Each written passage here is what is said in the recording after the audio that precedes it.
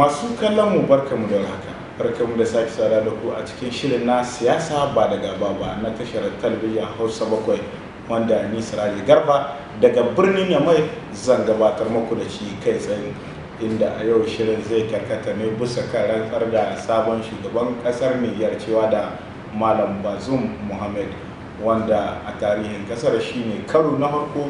da wato shugaba farar hula zai sauka daga bisa mulki kuma ya ba sabon shugaba farar hula wato mulki, inda a yau za mu tattauna da ɗaya daga cikin 'ya'yan jam'iyyar ko kuma jam'iyyar ta PNDS tarayya cewa da jam'iyya mai mulki. Da farko sai ku gabatar da sunan ku na sunana ni Sahanin Mahmudu, mataimakin magatakarda na biron koli na matasa na kasa na jam'iyyar PNDS tarayya. To gashi wato an gudanar da mishike suna bikin rantsar da sabon shugaban kasa ta Niger a naku bangaren matasa, shin a tunanin ku dama kun yi tunanin cewa da za ku ga wannan rana? To sai mu Allah na farko godiya da Allah ya gwada mana wannan rana kuma ya gwada mana wannan lokaci, kuma ya gwada mu jam'iyyar PNDS tarayya da shugaban kasa Alhaji Muhammadu Isu cewa da za su shiga tarihi na demokradiyya a kasan. Duk da kowa ya sani wannan magabatan namu su ne wanda suka gwagwarmaya na demokradiyya tun shekarar 1990 a kasan nan, kuma suka yi gwagwarmaya kwatamcin shekara 20 suna adawa, kuma bayan adawa Allah da ikon shi talakan kasa suka yarda suka ba mu mulkin kasa, aka aza shugaban kasa Alhaji Muhammadu Isu a karagar mulkin Niger a shekarar 2011. ya zo ya yi mandan shi na farko kuma ya sake dawowa ya tenuwa na biyu, saboda kusan tsarin kundi namu na ƙasa na jamhuriyar Niger bai ba kowane mahaluki izinin yin tenuwa fiye da guda biyu. To Allah da ikon shi saboda cinkaye da kishi na ƙasa, shi adalin da ya saka mai girma Alhaji Muhammadu Isu ya ce shi idan wa'adin shi kare zai janye kuma ya tsara zaɓe ingantacce wanda kowa zai yarda da shi, kuma ya mika kargan mulki ga sabon shugaban kasa wanda an ka zaba, wanda shine zai zamantowa a kari na farko a tarihin demokradiyyar mu, inda an ka samu shugaba na farar hula ya mika ma shugaba na farar hula kargan mulki. To wannan shine mun ka gani a yau, kuma muna ma Allah godiya a matsayin mu na 'yan kasa, kuma a matsayin mu na jigogi cikin wannan babbar jam'iyyar PNDS tarayya, saboda yau dai jam'iyyar PNDS tarayya tare da gungun jam'iyyun siyasoshin da suka kama mata da shugaban kasa Alhaji Muhammadu Isu da yau mai girma Alhaji Bazoum Mohamed da 'yan kasa suka ba jagorancin kasa sun kawo tarihi a jamhuriyar Niger yau a tsari na demokradiyya. Kuma kun gani duk kasashen duniya irin yabo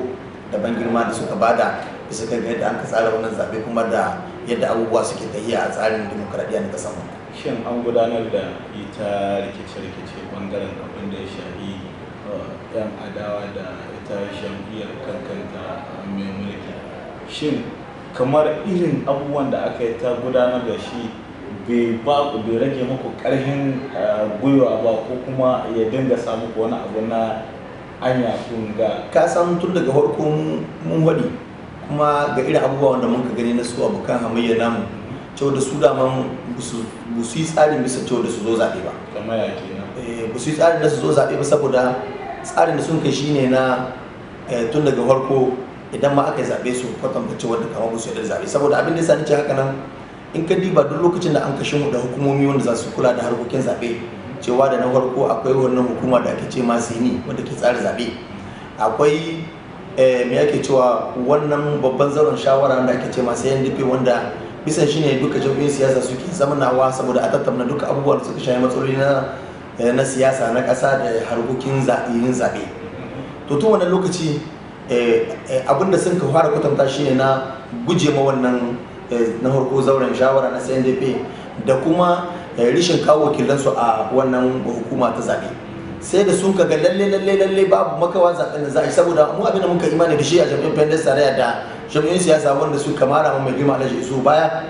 mu Allah ya azama yauni na ta yadda mulkin ƙasa, kuma mu adda nauyin cewa da lalle mu yi yadda duk ya kamata bisa yadda tsari na kundin mulki na ƙasa da abin da ake ce ma code electoral mu tabbatar da cewa da an yi wannan zaɓe kuma an tsara shi, kuma wannan shine a kari na farko wanda an kai zaɓe da wannan fishe da ake ce ma a faransanci fishe biometric, wanda kowane ɗan ƙasa ana sa shi a wannan girgam so ɗaya ne bayani hilafin duka zaɓuɓɓuka wanda muka sani a baya da ake yin shi da abin da ake cewa fishe classic wanda ko ba kana ana iya a rubuta ka, amma a wannan fishe kin lalle sai kana nan sai ka dangula yatsanka sai an ɗauki hotonka. Wannan shi kan shi yana ƙara tabbatar da sahihancin wannan zaɓe ce wadda duk wanda an ka rubuta a wannan girgamkin lalle ko shakka babu yana da incin kuma daidai ne kuma ana sa cikin lisanci wanda zai zaɓe. Shi a dalilin ban san in kun lura ba kasafi wanda duk ya zo bisa ga wannan zaɓe ko ina sai ka ji an ce kashi 60 kashi 70 wani kashi 80 wani biyu da haka nan na yan kasa wanda sun kai zaɓe, wanda idan ka ɗauka a can ba bisa wannan fishekin classic da yake ana ɗaukan mutane wanda habab suna a wannan sai ka sai kullum bai wuce kashi 30 kashi 40 na mutane wanda ke yin zaɓe a zaɓe duka wanda suka wuce yin Allah ya so. In muka ɗauka jamhuriyar Niger ta kasance ƙasa ce wadda tana dan fuskantar barazana bangaren abin da ya shayi harkar tsaro, bangaren abin da ya shayi bangaren kiwon lafiya, tattalin arziki da ma ainihin taɓarɓarewa da kamar ilimi. Shin akwai wasu hanyoyi ko kuma cikin program ɗin shi wannan sabon shugaban ƙasa wanda za a yi don magance wannan? Lalle kamar yadda ka faɗi ne, barazana ta tsaro, matsalar tsaro tun lokacin da Alhaji Muhammadu Isu ya amshi kargar mulkin ƙasar nan. In kuna tune wannan matsala da ta kunno kai ta faduwan Gaddafi a ƙasar Libya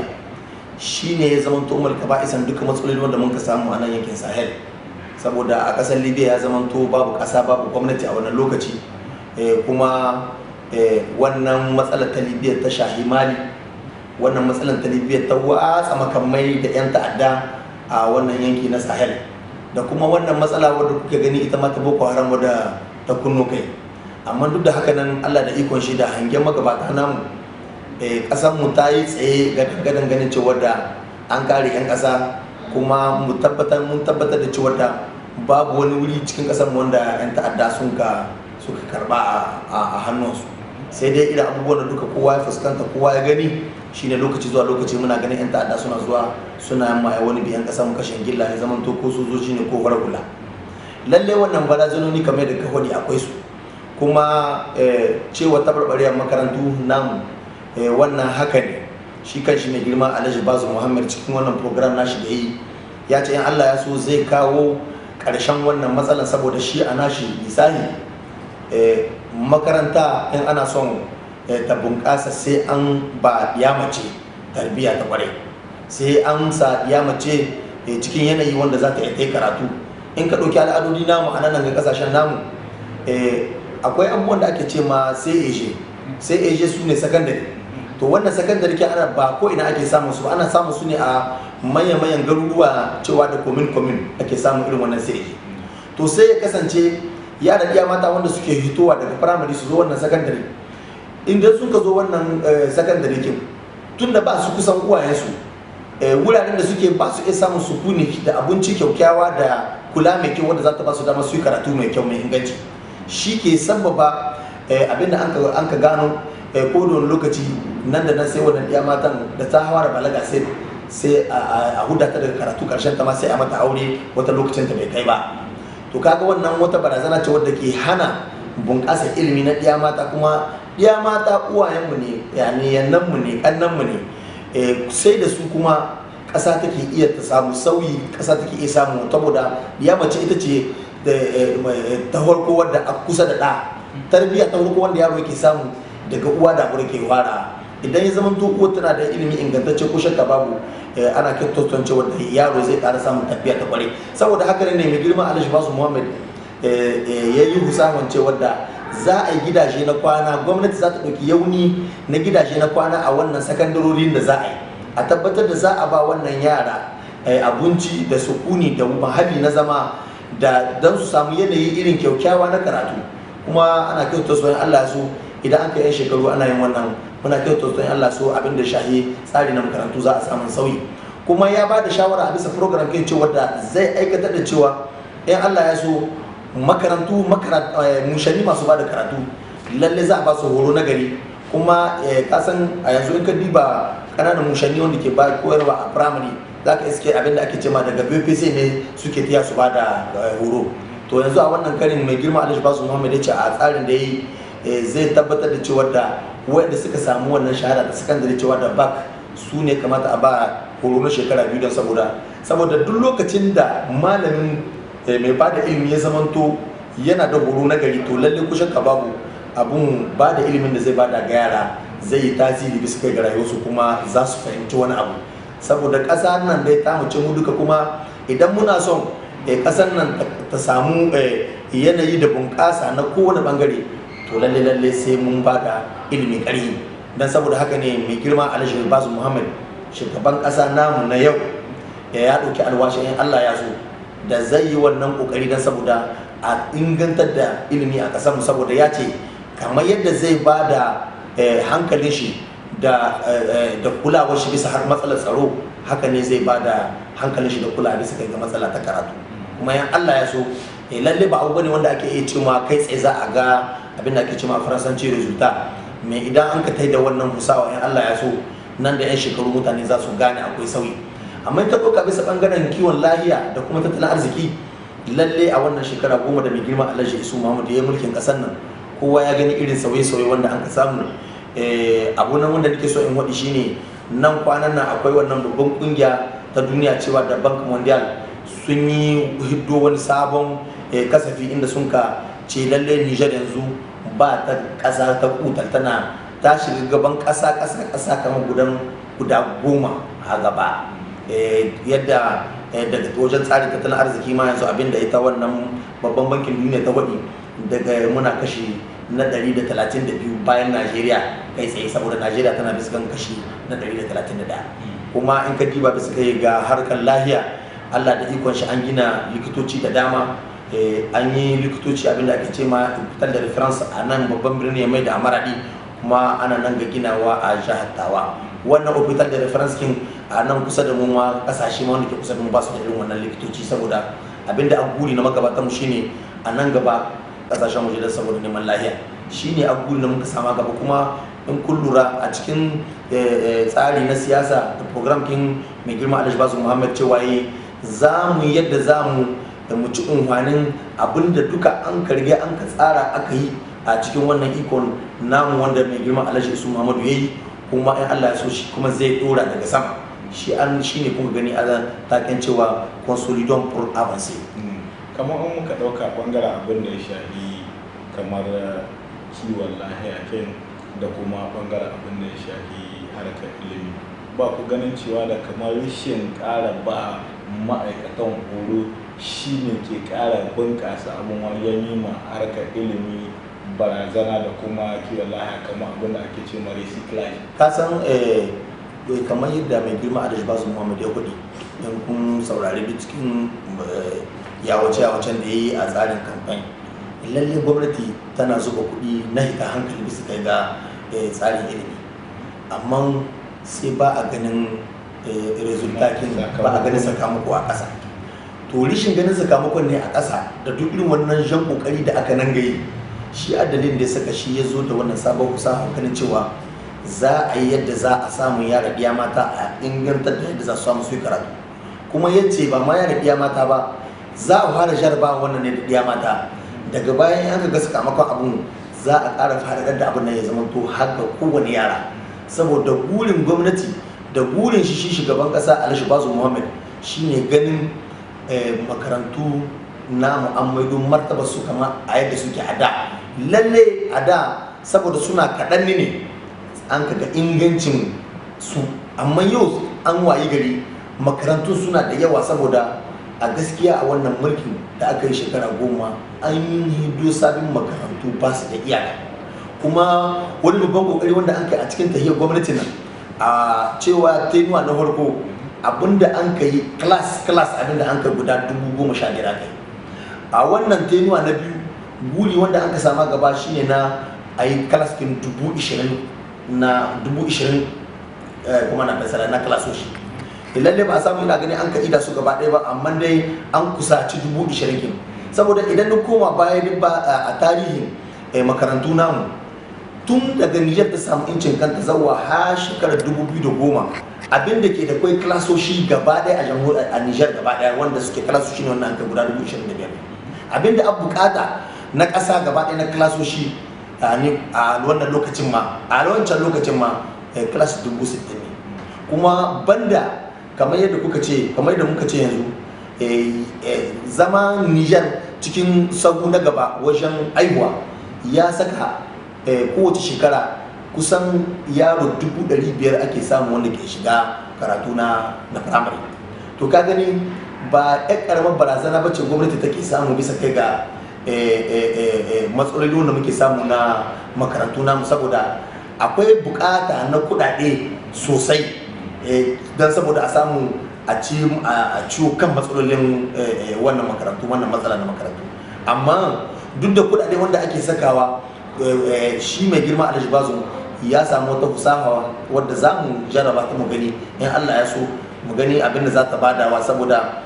ta yadda tsari na ƙasa abu ne mai son lissafi da tsarawa kuma da hange kuma da cinkaye. Muna kyautar son cewa wannan cinkayen da in Allah ya so 'yan ƙasa za su ga sakamakon abu kuma za su gora abun nan da ɗan lokaci kaɗan, nan da 'yan shekaru kaɗan in Allah ya so. A cikin jawabin da shi sabon shugaban ƙasa ya yi a lokacin rantsar shi cewa da Malam Bazoum Muhammad ya yi maganar yaƙi da cin hanci, shin kuna ganin wannan abu ne mai sauƙi? Ka san mai girma Alhaji Muhammad Bazoum, duka 'yan ƙasa wanda sun kasan shi da duka 'yan siyasa wanda sun kasan shi, duk lokacin da ya fara gwagwarmaya shekara 30 da 'yan kai a ƙasar nan, kowa ya san shi mutum ne mai son gaskiya. Akwai ma wani lokaci in kun lura, akwai mutanen da ke cewa a ƙasar nan baka samun ɗan siyasa wanda adda cika magana, yani kamar wannan bawa. Akwai cika magana kuma babu ƙarya cikin tahiyar rayuwa dai, kuma duk abin da kashi ya faɗi abu ne wanda yake hituwa cikin rai ne, idan saboda shi gaskiya ya bambanta sosai ga 'yan siyasa na ƙasarmu ta yawa. Lallai akwai na ƙwarai sosai, amma ya bambanta gare su sosai saboda mutum ne wanda na farko akwai amana cikin tahiya dai, akwai alkawari, akwai cika magana, kuma babu ƙarya, kuma bai son makareci. Kuma duk in ka ga mutane kusa da shi, in dai tahiya ta jima tahiya, in dai makareci ne to suna raba kaya. Ina kyautata zaton lalle 'yan Nijar anan ne suke jiran, kuma ya saurari koke na 'yan Nijar duka a wannan shekaru guda 10 wanda aka yi ana mulki, inda 'yan ƙasa suke jiran mu shine a tabbatar da cewa da an yi adalci, kuma a yi hukunci ga waɗanda ke mai da dukiyar ƙasa duke su, a yi ma 'yan ƙasa adalci bisa kai ga azzalumai wanda ke neman su ko da lokaci su gyara kanunsu. Ina kyautata zaton cewa in Allah ya sa shi na cikin masu rai da lahiya, kuma muna mishi fatan Allah ya ba shi iko da lahiyar da zai cika wannan gurin da 'yan ƙasa duka suke jira, da wannan alkawari da duka ma 'yan ƙasa na ya tabbatar da cewa baitul mali ta ƙasa da dukiyar ƙasa ta zama to abin da ake ce ma a faransanci sacre.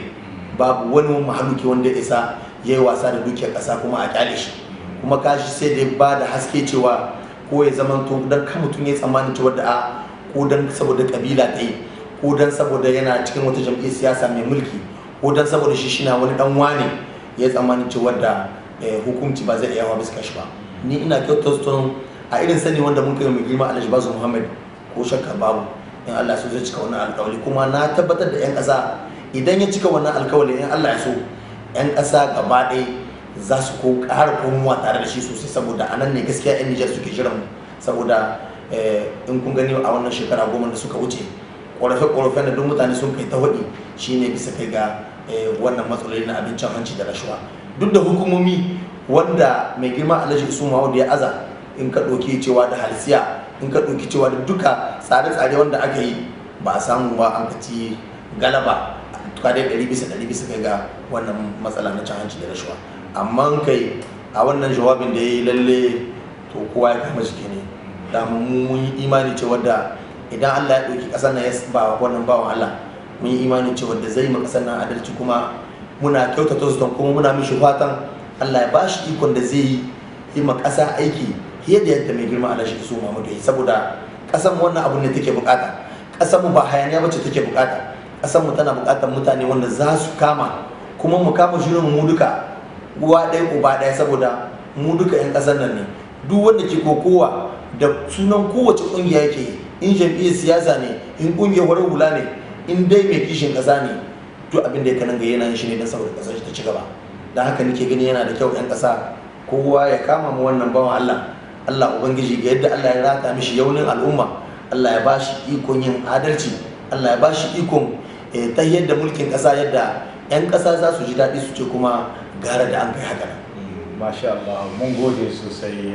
da wannan amsa tambayoyi da kuka a duka nan ne muka kawo ƙarshen shirin namu na siyasa ba da gaba ba, wanda ni Siraji Garba daga birnin Yamai na gabatar muku. Sai in ce a ci gaba da kallon Hausa 7 tauraruwar al'umma.